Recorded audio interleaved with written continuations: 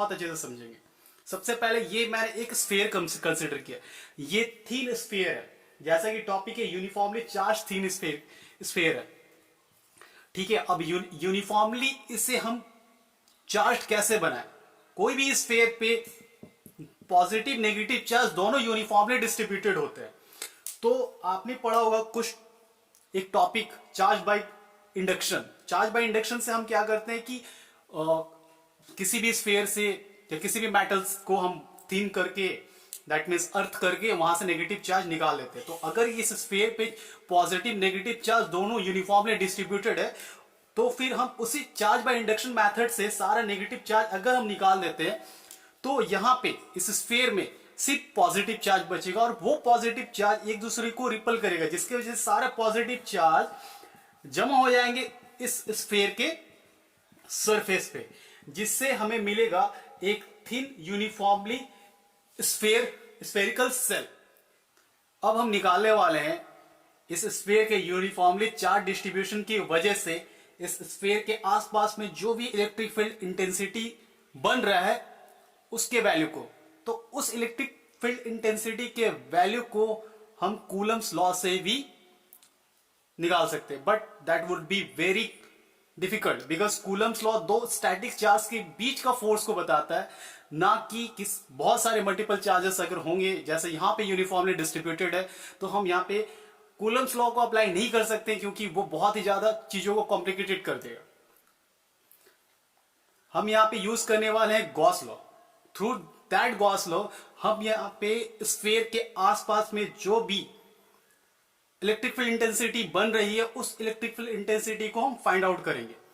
हमें मेनली इस डेरिवेशन में 3 पॉइंट पे इलेक्ट्रिक फील्ड इंटेंसिटी को फाइंड आउट करना है। फर्स्ट, स्फीयर के बाहर किसी पॉइंट पे, सेकंड इस स्फीयर के रेडियस पे, दैट मींस स्फीयर के सरफेस पे, और थर्ड स्फीयर के अंदर पे कहीं। तो सबसे पहले हम स्फीयर के बाहर किसी पी पॉइंट पे इलेक्ट्रिक फील्ड को फाइंड आउट करेंगे। पी पॉइंट पे इलेक्ट्रिक फील्ड को फाइंड आउट करेंगे, उससे पहले हम यहां पे मैं बताना चाहूंगा कि इस सरफेस चार्ज डिस्ट्रीब्यूशन चूंकि यूनिफॉर्मली है और पॉजिटिव चार्ज है, तो ये इलेक्ट्रिक फील्ड इससे निकलेंगे रेडियली आउटवर्ड, क्योंकि हम ऑलरेडी इस चीजों के बारे में पढ़ चुके हैं। अगर आप पॉजिटिव चार्ज कैसे बिहेव करता है, इसकी इलेक्ट्रिक फील्ड इंटेंसिटी कैसी होती है, इसकी इलेक्ट्रिक फील्ड रीजन कैसा बनता है, इसका इलेक्ट्रिक फील्ड पॉइंट चार्ज पे स्ट्रेंथ कितना होता है, ये सारी चीजों के बारे में नहीं जानते हैं, तो मैं उस वीडियो का लिंक डिस्क्रिप्शन में मेंशन कर दूंगा। अब यहां पे आप जरा सा ध्यान दीजिए, चीजों को मैं बहुत ही ज्यादा सिंपल करने की कोशिश कर रहा हूं। ये स्फीयर चार्ज है, मैं इस स्फीयर के सरफेस पे एक छोटा सा एलिमेंट कंसीडर करूंगा, ठीक है, और इस एलिमेंट का सरफेस एरिया कौन सा होगा? नॉर्मल सरफेस एरिया, बिल्कुल इस इलेक्ट्रिक फील्ड के डायरेक्शन में। मान लेते हैं ये इलेक्ट्रिक फील्ड का डायरेक्शन है, ब्लू लाइन, ये इलेक्ट्रिक फील्ड का डायरेक्शन है, ये चार्ज का ये इलेक्ट्रिक फील्ड है। इस तरह से हर चार्ज पे इलेक्ट्रिक फील्ड रेडियली आउटवर्ड है, जो ब्लैक कलर में दिख रहा है, ठीक है। और इस सरफेस को मैंने कंसीडर किया, ये सरफेस का नॉर्मल एरिया वेक्टर, इसका डायरेक्शन भी इस इलेक्ट्रिक फील्ड के डायरेक्शन के अलोंग है। अब नॉर्मल एरिया वेक्टर हम कैसे फाइंड आउट करते हैं? सपोज हमारे पास कोई प्लेन है, इस प्लेन का हमने एक छोटा सा एलिमेंट कंसीडर किया, तो ये छोटा सा एलिमेंट से हम एक परपेंडिकुलर ड्रॉ करेंगे, वो उस एरिया का नॉर्मल एरिया वेक्टर होता है। सपोज ये एक एरिया है, ये एरिया का परपेंडिकुलर हमने यहां पे इस जगह पे एक छोटा सा एलिमेंट कंसीडर किया। अब इस एलिमेंट पे हम एक नॉर्मल ड्रॉ कर रहे हैं, ये इसका परपेंडिकुलर हो गया, परपेंडिकुलर एरिया। तो इसी तरह के इस स्फीयर से भी एक नॉर्मल परपेंडिकुलर यूनिट वेक्टर निकल रहा है, दैट मींस वो डायरेक्शन दिखा रहा है इस छोटा सा एलिमेंट एरिया का, वो डायरेक्शन है एन कैप की तरफ। और इलेक्ट्रिक फील्ड डायरेक्शन तो देख रहा हूं मैं, ब्लैक पेन से मैंने यहां पे डॉट किया, जिसका डायरेक्शन रेडियली आउटवर्ड है। अब हम यहां पे किसी पॉइंट पी पे इलेक्ट्रिक फील्ड निकालने की कोशिश करेंगे। तो उससे पहले हमें एक गॉसियन सरफेस वहां से ड्रॉ करना होगा। हम एक गॉसियन सरफेस हमने यहां पे गॉसियन सरफेस ड्रॉ किया। अब इस गॉसियन सरफेस के इस पी पॉइंट पे हम electric field intensity find out करने की कोशिश कर रहे हैं। आप देखोगे जैसे कि मैंने कहा, इस एरिया का नॉर्मल एरिया वेक्टर और इलेक्ट्रिक फील्ड का डायरेक्शन दोनों सेम है। गॉस लॉ हमें क्या कहता है? Total flux is equal to charge enclose upon epsilon naught, that means permittivity of free space. ये परमिटिविटी ऑफ फ्री स्पेस बताता है कि हम इस स्फेयर को और इस पॉइंट को कंसीडर किए स्पेस पे, इसके बीच में किसी तरह का भी मीडियम नहीं है। ये मीडियम एयर या वैक्यूम है, किसी तरह का भी डाइलेक्ट्रिक मटेरियल नहीं है। ओके, यहां से हम टोटल फ्लक्स लिख सकते हैं electric field into DS, that mean जो स्मॉल एलिमेंट हम कंसिडर किए।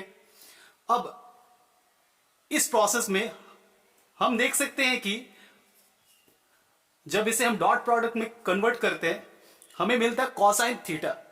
ये कोसाइन थीटा ये क्रॉस प्रोडक्ट डॉट प्रोडक्ट का एक फंडामेंटल कॉन्सेप्ट है। और यहां पे आप देखोगे कि इलेक्ट्रिक फील्ड और एरिया डीएस दोनों का डायरेक्शन सेम है, दैट मीन्स थीटा हमारे पास 0 डिग्री है।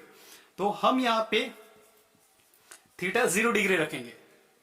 जब थीटा 0 डिग्री रखेंगे हमें मिलता है E dot DS, that means flux equal to E DS. तो यहां पे फ्लक्स का वैल्यू हमें मिलता है ये डीएस। तो डीएस इक्वल टू हम लिखेंगे चार्ज बाई एप्सिलॉन नॉट।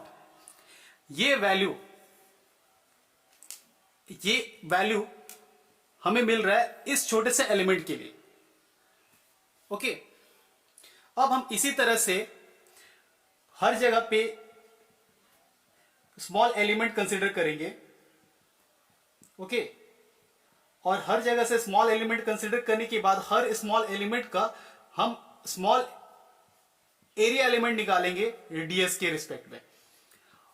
तो हर जगह पे हर बार स्मॉल एलिमेंट कंसीडर करने से बहुत अच्छा है कि हम इस स्फीयर के वॉल्यूम से इस वैल्यू को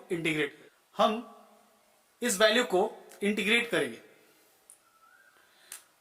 हमें यहां पे ये जो फ्लक्स का वैल्यू मिला है, इस फ्लक्स का वैल्यू ये तो स्मॉल एलिमेंट के लिए मिला था हमें। हम इस स्मॉल एलिमेंट को कंसीडर अब कर रहे होल सरफेस के लिए, स्फेरिकल सरफेस के लिए। तो हमें क्या करना होगा, पूरा होल स्फेयर सरफेस के लिए इस वैल्यू को इंटीग्रेट करना होगा। तो हमारे पास उस कंडीशन में टोटल फ्लक्स कितना आएगा, ई डॉट डीएस। अब ई डॉट डीएस हम यूज कर रहे हैं होल सरफेस के लिए, और ये सरफेस एक क्लोज सरफेस है, इसीलिए हम होल सरफेस के लिए क्लोज इंटीग्रल इसे अपेंड कर रहे हैं। That would be equal to charge upon epsilon not.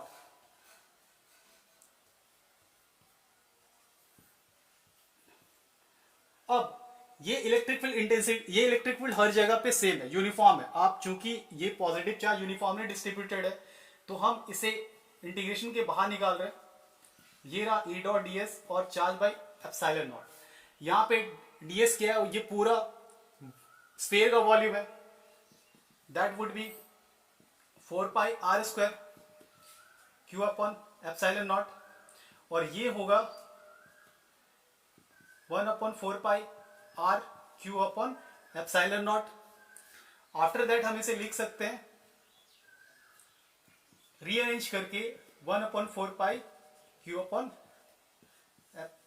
Are square. Equation 2, ये इक्वेशन 2 हमें इस पॉइंट पे इलेक्ट्रिक फील्ड दे रहा है। ये पॉइंट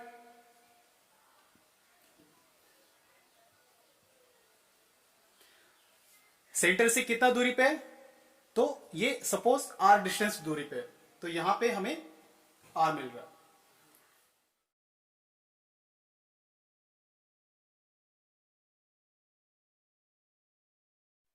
हम अभी बात करेंगे केस 2 का। केस 2 जहां पे हम इलेक्ट्रिक फील्ड इंटेंसिटी स्फीयर के सरफेस पे निकाल रहे हैं, दैट मीन्स पी क्यू पे। पी ऑलरेडी हम कंसिडर कर चुके हैं क्यू पे। Q से सेंटर का डिस्टेंस R1 है और हम मान रहे ये R1, दैट मीन्स R1 जो रेडियस है वो गॉसन सरफेस और स्फीयर का दोनों बिल्कुल ही सेम है। दैट मीन्स स्फीयर के जस्ट ऊपर हम गॉसन सरफेस को कंसिडर किए हैं। तो हमें यहां पे दिख रहा है कि electric field intensity radially outward है। सपोज इस पॉइंट पे हम एक स्मॉल एलिमेंट कंसिडर कर रहे हैं और यहां से इलेक्ट्रिक फील्ड का डायरेक्शन रेडियली आउटवर्ड है और इस एरिया का नॉर्मल यूनिट वेक्टर भी सेम डायरेक्शन पे। ये पॉइंट Q है।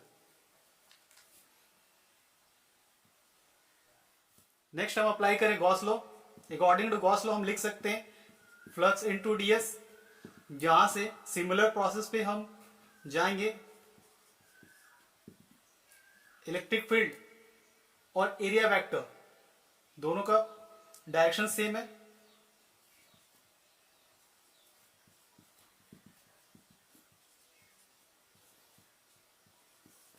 ये हमारा फ्लक्स निकला सिर्फ इस पॉइंट पे। हम यहां पे टोटल इलेक्ट्रिक फ्लक्स निकालेंगे। टोटल इलेक्ट्रिक फ्लक्स निकालने के लिए हम पूरा स्फीयर के सर्कमफ्रेंस से इस वैल्यू को इंटीग्रेट करेंगे। ये हमारा इलेक्ट्रिक फ्लक्स है अकॉर्डिंग टू गॉस लॉ। हम इसे इंटीग्रेट कर रहे हैं, चूंकि ये पूरा स्फीयर के सरफेस से इंटीग्रेट कर रहे हैं, इसीलिए हम इस पे क्लोज इंटीग्रल का सिंबल अपेंड कर रहे हैं। आफ्टर दैट यहां पे इस जगह पे इलेक्ट्रिक फील्ड हमारे पास यूनिफॉर्म है, तो हम इलेक्ट्रिक फील्ड को बाहर निकाल रहे हैं। क्लोज इंटीग्रल के साथ ds रह जाता है और यहां से हमें मिलता है ये वैल्यू सर्कमफ्रेंस होगा स्फीयर का, जो कि होगा 4πr²। यहां पे हमारे पास स्फीयर का रेडियस क्या है R1, मैंने यहां पे R1 लिखा।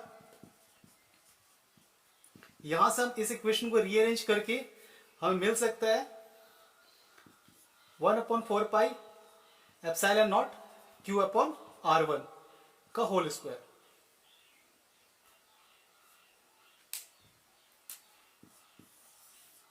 This is electric field intensity at surface.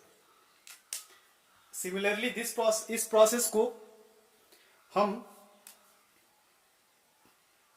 Sphere के सेंटर पे, स्फीयर के सेंटर के पास, दैट मीन स्फीयर के अंदर पे सपोज हमने एक रेडियस R2 लिया। इस रेडियस के चारों तरफ गॉसियन सरफेस हमने एज्यूम किया और उसके बाद हम इस गॉसियन सरफेस के अकॉर्डिंग यहां पे इलेक्ट्रिक फील्ड इंटेंसिटी निकाल रहे हैं। क्योंकि गॉसियन सरफेस का फॉर्मूला होता है टोटल चार्ज इनक्लोज अपॉन ε0। तो हम यहां पे देख सकते हैं इस गॉसियन सरफेस के अंदर में कोई भी चार्ज नहीं है, सारा चार्ज इस गॉसियन सरफेस के बाहर में है। तो यहां पे Q का वैल्यू होगा 0। फॉर केस 3 गॉस लॉ क्या कह रहा है, flux equal to total charge enclose upon ε0। अब टोटल चार्ज यहां पे इनक्लोज कितना है, सारा चार्ज तो स्फीयर पे, हमने गॉसियन सरफेस स्फीयर के अंदर कंसीडर किया है, तो total charge that would be 0। That means flux will be equal to 0। तो थर्ड केस पे हमें फ्लक्स 0 मिलेगा।